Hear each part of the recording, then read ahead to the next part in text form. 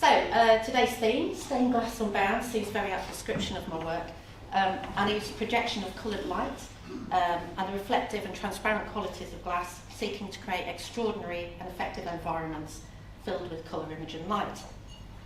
In this presentation, I'd like to talk about, let's get it going, slideshow, thank you, from beginning, there we go. In this presentation, I'd like to talk about some of the motivations behind my work and show you some examples of work from both my studio and public realm projects as I explore the relation of glass and light as mutually activating elements and the effective potentials of the artwork as a site of inter- and intra-subjective potential. So when I'm talking about intersubjectivity, can't even say it, intersubjectivity, I'm addressing the ways that the work operates in the interchange of thoughts, feelings, both conscious and unconscious, between two subjects or persons. So that's like a shared understanding of what it is, how it works.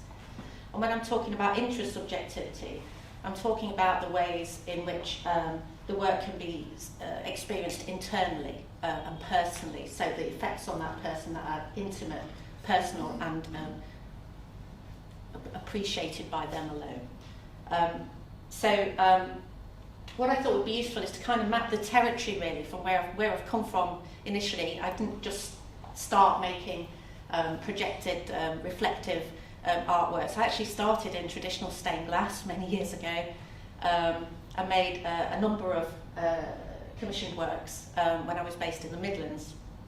So I actually originally trained in three-dimensional design in Birmingham. I specialised in ceramics and glass and worked within that industry. I was a designer for Thomas Webb and Edinburgh Crystal in Stourbridge. Before I moved on to a freelance practice, that offered me more diverse opportunities to create and explore and innovate. It's interesting that this presentation actually coincides with the 25th anniversary of one of my early large-scale architectural works. And that came about quite by chance. I didn't study architectural glass or stained glass of any kind, constructed glass at university, and I certainly didn't engage with it in my design work. But actually, the connection of arts to health and well-being has always been central to my practice. Though when I started out, I found it hard to kind of really define what that relation was beyond, the idea that my work was meaningful to others, it inspired people, gave form to their feelings, their emotions, their thoughts and aspirations. And all of my early stained glass works in the public realm were commemorative and often linked to a bequest from a memorial window or similar. So the point is that all of these pieces were kind of co-designed with their community of interest. They weren't about me and my artistic voice so much as using my design skills as a facilitator, if you like, to kind of unify a lot of disparate creative thoughts, ideas and directions from a whole community of people. And that was really important to me at the time. Being design trained, it was to interpret people's ideas. After a while, I kind of moved away from traditional stained glass, quite simply because there weren't enough opportunities at the time to produce new work, and the studio that I was working with got increasingly involved in restoration. This also coincided with a move away from the Midlands and up north, where there were no facilities or infrastructure for glassmaking, and I kind of reinvented a kind of practice which I call kitchen table technology, which kind of employed copper foil techniques with kiln formed glass, well blown glass actually, that was blown and then kiln formed to create sort of large scale sculptures. And this was an incredibly busy time for me. I mean, this really caught the imagination of a lot of people. I was able to have some representation to get this out into the world, which is amazing. With the then Cohesion Glass Network. I don't know whether you've ever heard of those guys, but they did amazing work promoting contemporary glass up and down the country and internationally. So I worked a lot with Cohesion. They gave me access to my market, introduced my work to the good folks in London and people who were involved in commissioning works for all kinds of different places. And I made works for Chelsea Flower Show, Hampton Court Flower Show, and also did a lot of work for cruise lines, and also did a lot of work for health spaces, especially hospices and end-of-life care. So a lot of different elements have gone into the kind of work that I do now.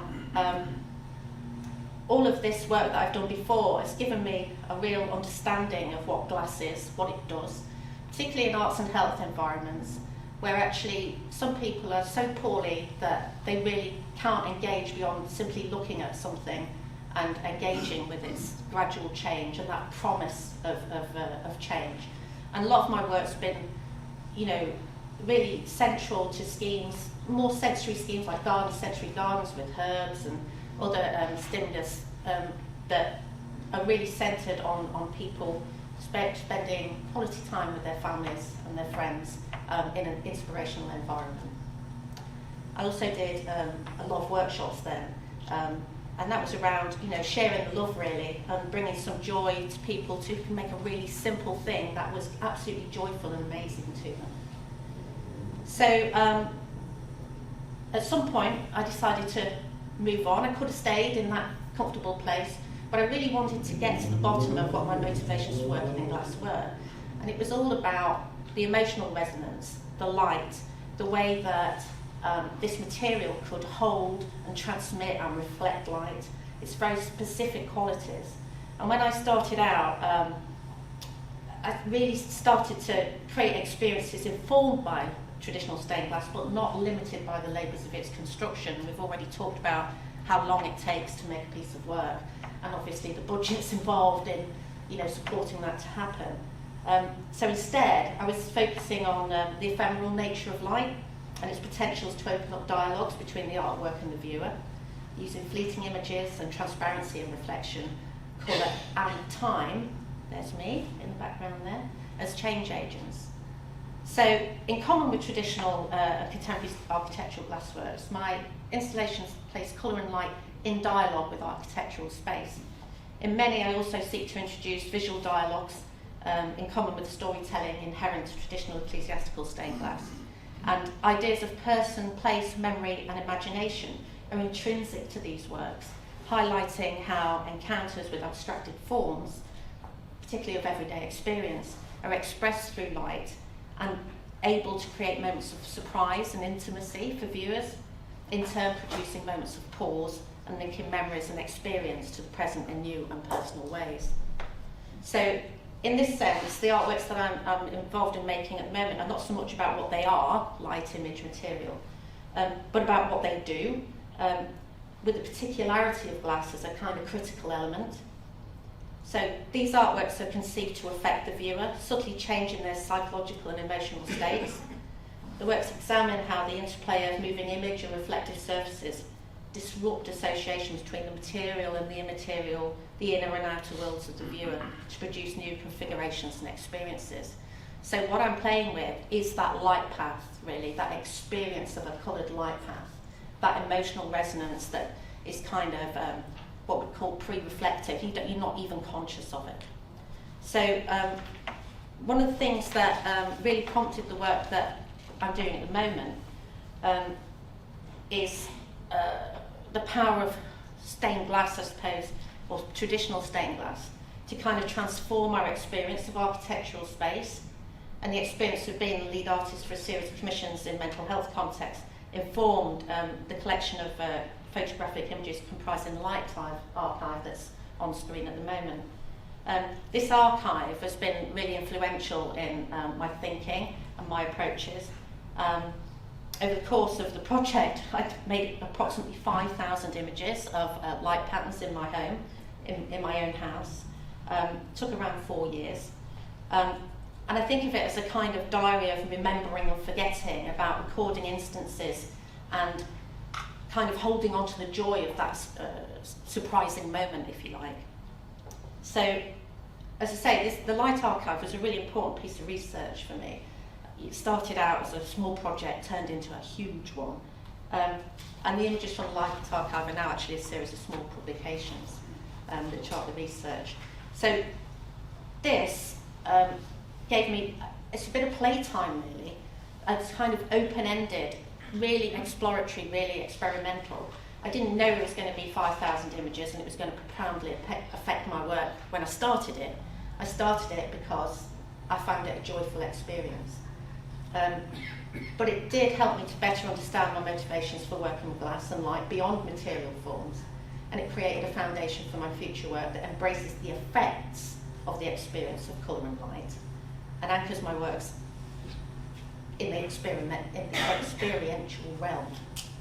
So it's not about what you see, about so much as the object, it's about the effects of that object on the person, how it makes that person feel. So combining these photographic grids into softly moving image works, layering each captured image, a moment of experience to combine them into a whole, has informed the basis for future works. So just want to move on to one of my early installation pieces and say a little bit about the kind of the relation of stained glass and light in the Christian religion, which we all know God's first words were let there be light. But it's always been used in kind of ethereal and multiplicitous ways, as Derek was saying, you know, as function, as narrative, as an embodiment of God's first gift to man, of course, and later through glass painting as teaching tools for biblical stories. So, you know, glass and light's always had a very practical function beyond the aesthetic, including being a tool for healing through a manner of colour therapy. Though not stained glass in the academically accepted sense, the light transmitted through panes of coloured glass were believed to heal pilgrims as part of their prayers and rituals in early Christian churches, and an echo of this early thinking persists in my own work through ideas of pause and meditation. So this sequence of images that have been running behind me were captured on a trip to Venice and Murano, and instead of taking pictures of glass, I found myself taking pictures of the architectures that surround the production of glass. And when I was back in my studio, I started playing with them and turning them into negatives, which brought about that really kind of ghostly blue hue that were kind of pervading those photographs. And that reminded me of these blue panes of glass, this healing idea, this kind of colour therapy idea from medieval times. So, and I wanted to kind of explore that in my own work. So this was a really early installation called the Blue Room. And in the Blue Room, I've essentially taken images of glass, or rather the light reflected from glass, a bit like those Light Archive pictures, and kind of layered it and chopped it and put it together in a fresh kind of way, and then kind of filled a room with it, subtly moving and changing, interrupting it with whatever was available in the gallery to create that space. So that was a really important work for me. So, well, the purpose of most windows, I suppose, is, and Derek touched on this as well, is to allow a view of the outside and admit light into a building. The purpose of stained glass windows is not to allow people to see outside, but to control light and therefore control experience by creating an environment removed from the external world. And that's very much what the Blue Room was about, taking that idea of filling a whole environment with a healing colour and allowing the viewer to be in that space and experience it over time, as it evolved over time. So the images that are happening behind me on the screen at the moment are from a piece called Patterns of Place. It was commissioned for Museums at Night for Grimsby Minster, actually. And it was inspired by Elton John actually did a song called Grimsby, it's true, on the Caribou album in 1974, because Bernie Taupin, songwriter, was from the Grimsby area. And it talks about memories, about, I guess he wrote it when he was in LA and they were just enjoying that first flush of success, and how much, although everything's great, he misses his home. And I kind of wanted to have an idea of that, so I took a lot of images around the town and threaded them together, made a film of them, and projected that film onto suspended frosted screens. So that was kind of a first entree, if you like, into what I could do with those films and those ideas in a three-dimensional sense, that didn't need a whole room, could actually become an object of coloured light. So I then moved on to further experiments into the Shaping Light series that we're looking at now. And Shaping Light was started again small and got bigger and bigger. So this is really a tabletop arrangement, excuse me, of 2 mirrored planes with frosting, sandblasting on them, with an angled projection from the Patterns of Place piece that we'd just previously seen, and to kind of reduce that scale somewhat and make it very intimate and very intense. And part of this kind of playtime, if you like, is to explore the potentials, to find out what happens on a small scale and then see what you can do with it on a larger scale. So from that small angular piece, I then worked it up into a larger piece. In fact, made a light column instead of a light object. I made a light column to do Shaping Light number 3.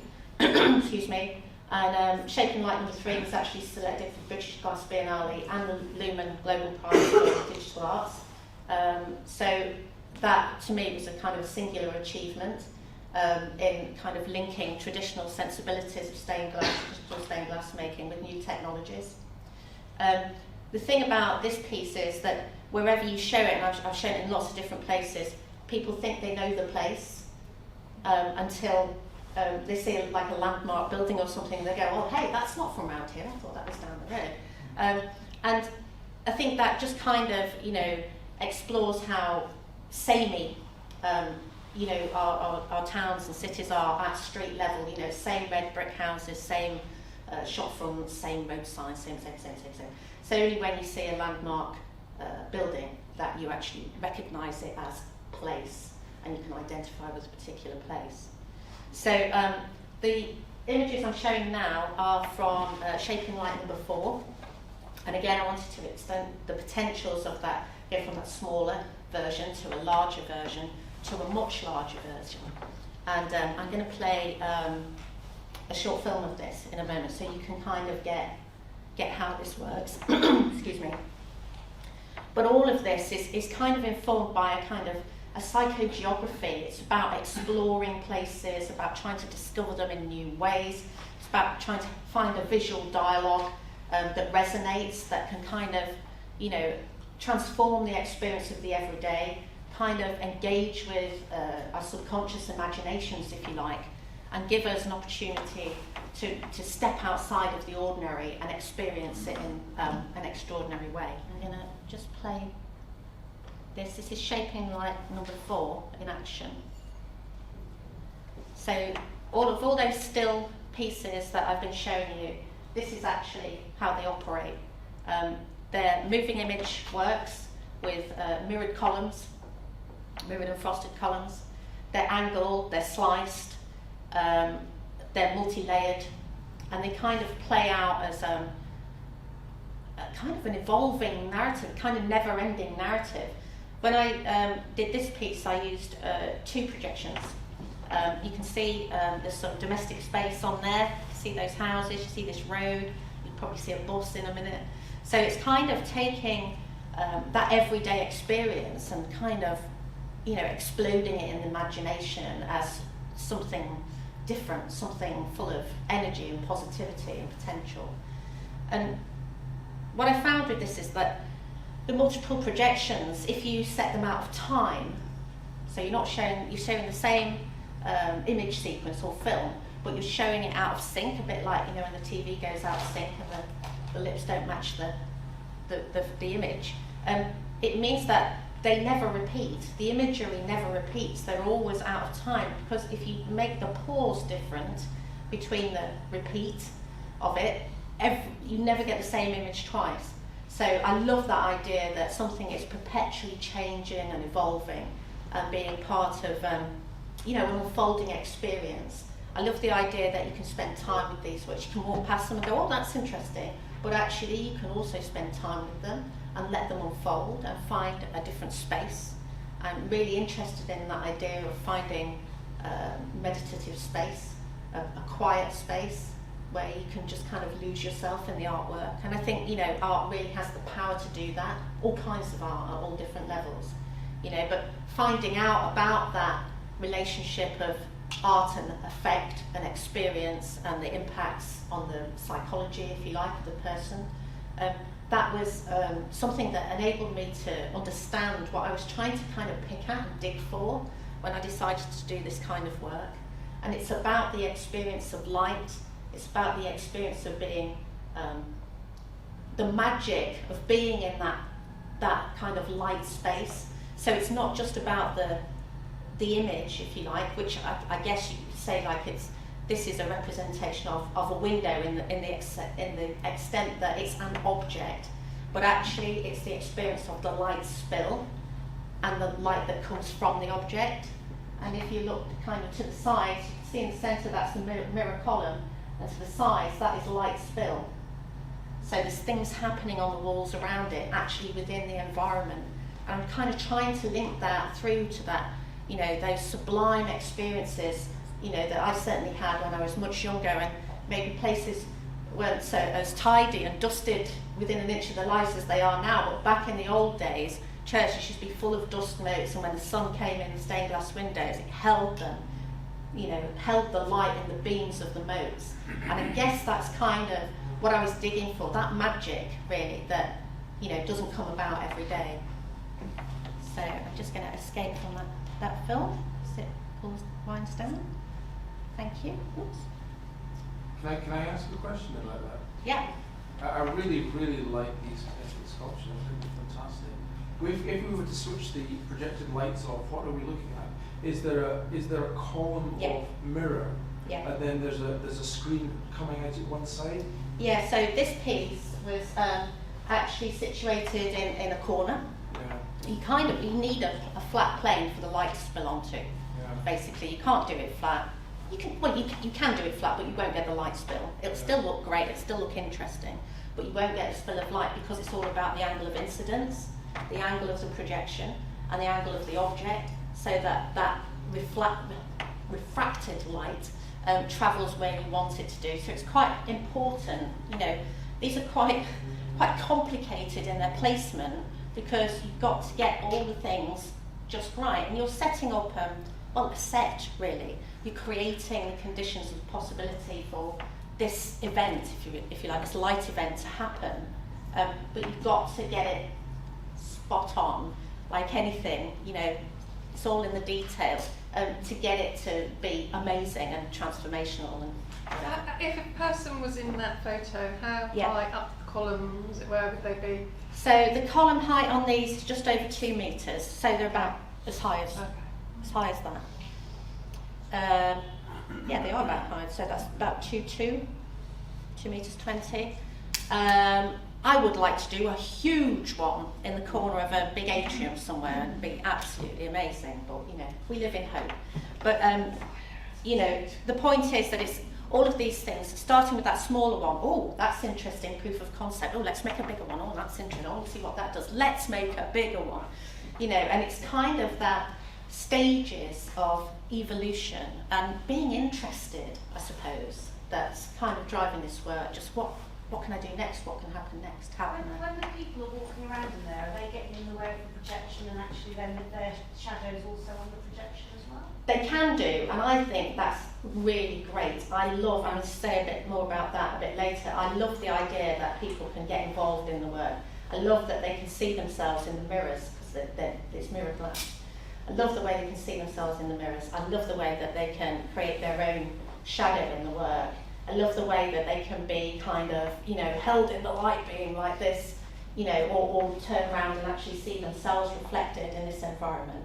And what I really love about these is when children are around, they try and catch the light.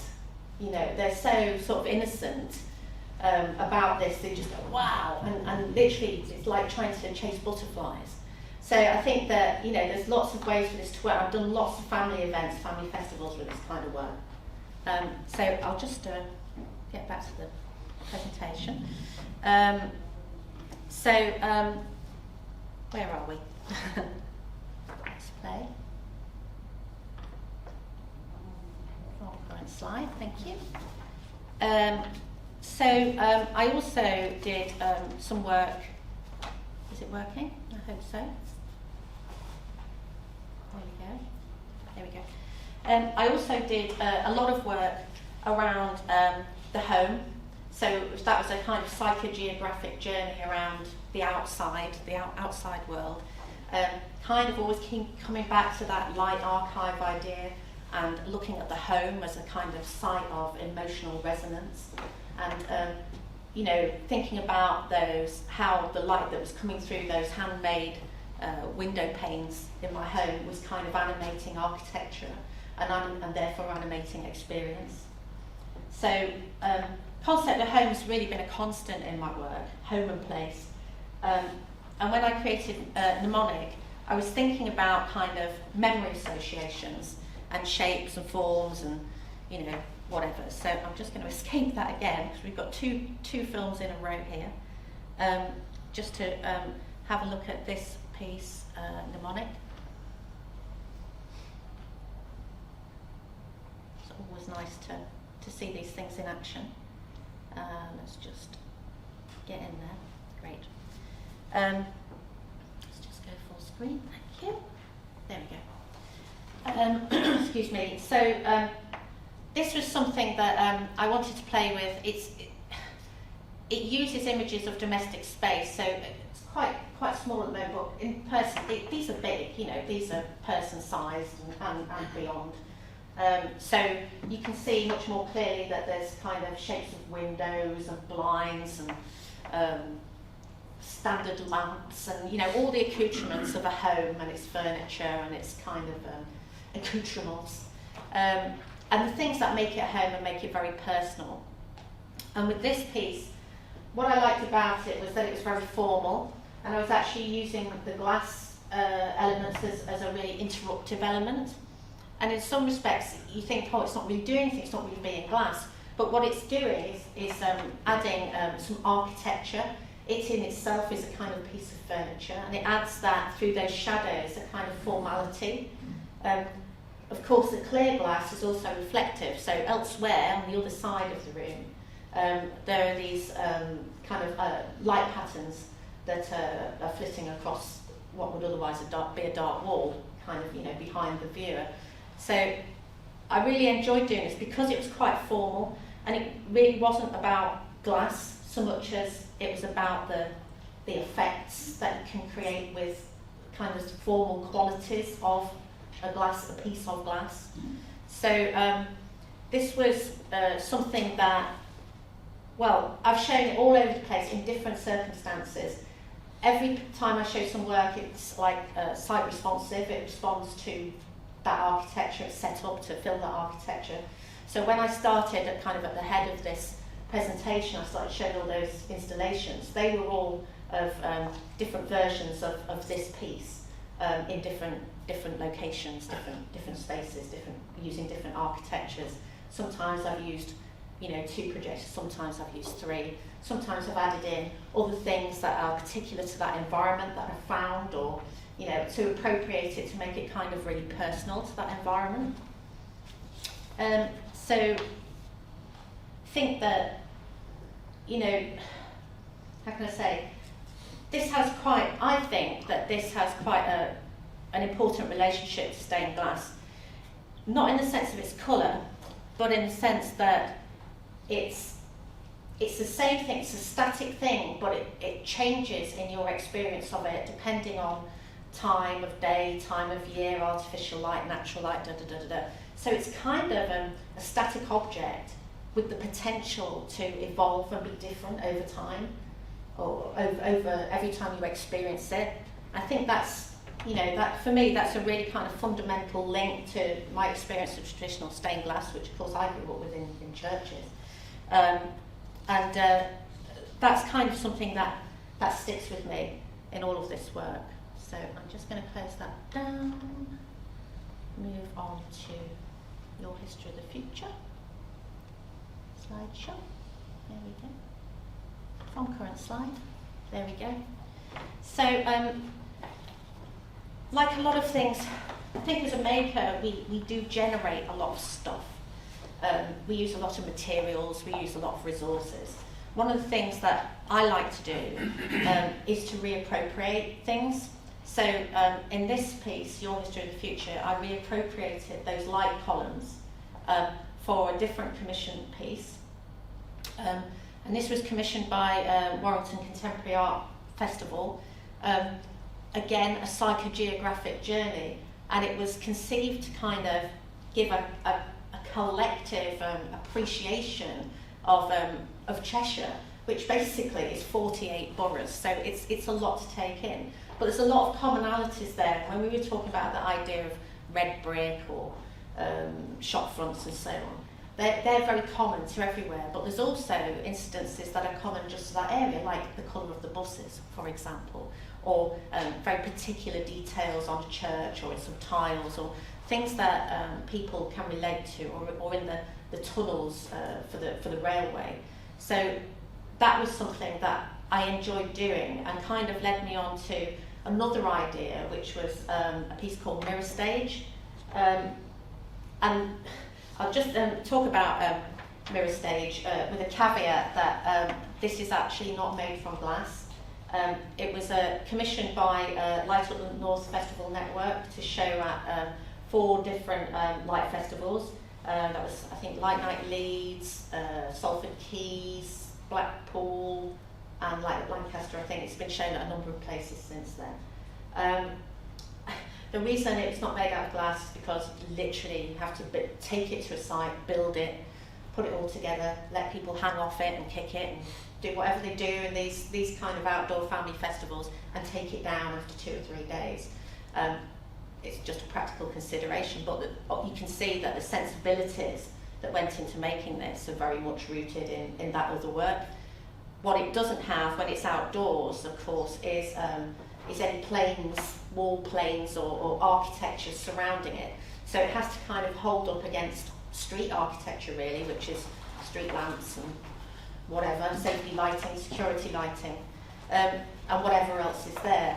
So this was a really interesting experience for me to kind of make this kind of work, take it out in a kind of festival context. Here it is at Salford Keys. The weird thing about this was it's basically a silver box. That's what it is, that you can walk in and around and through.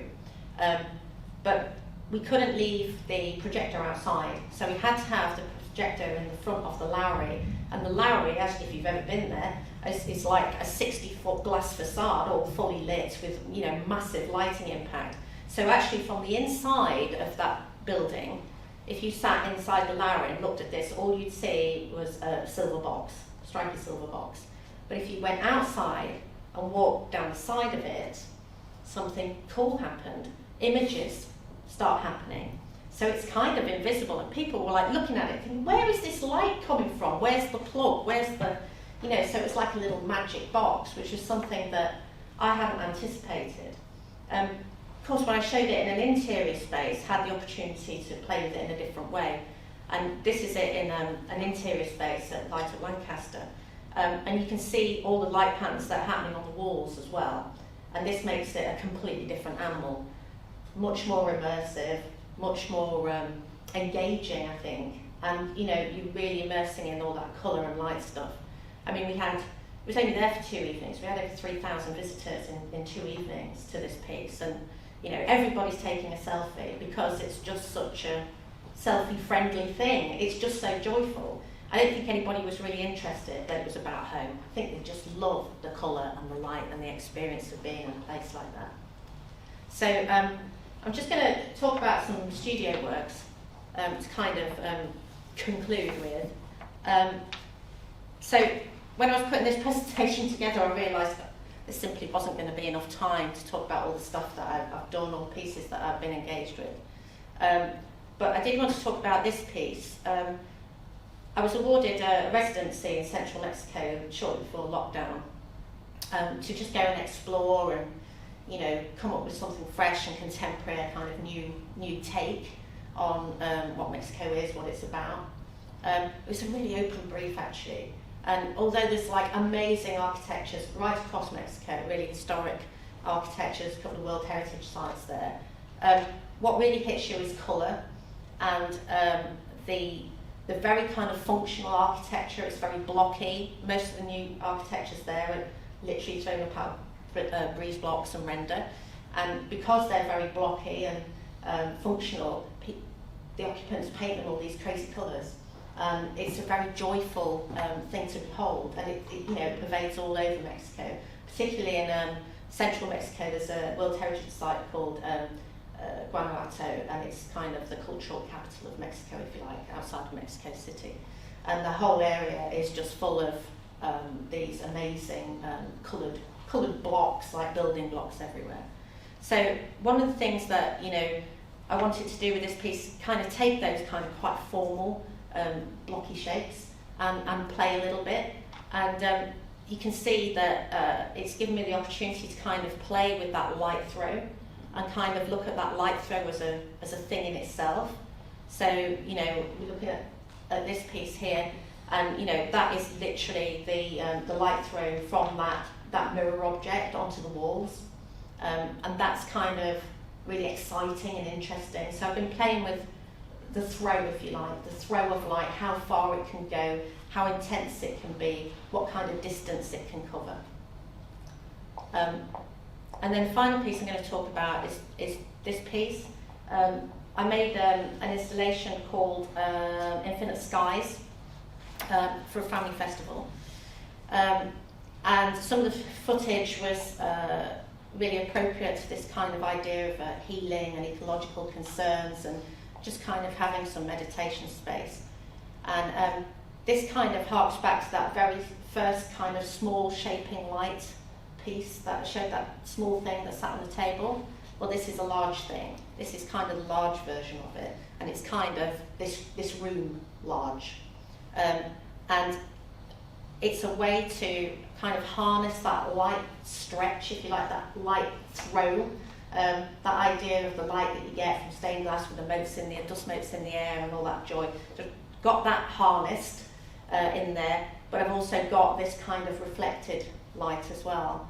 And that's really, an area that I'm really interested in developing now. I've been doing something really pared down that you can bathe in the colour of and feel the effects of, or you can stand back from it and just simply observe that kind of barely imperceptible change. And yeah, that's it. Thank you. Thanks for listening.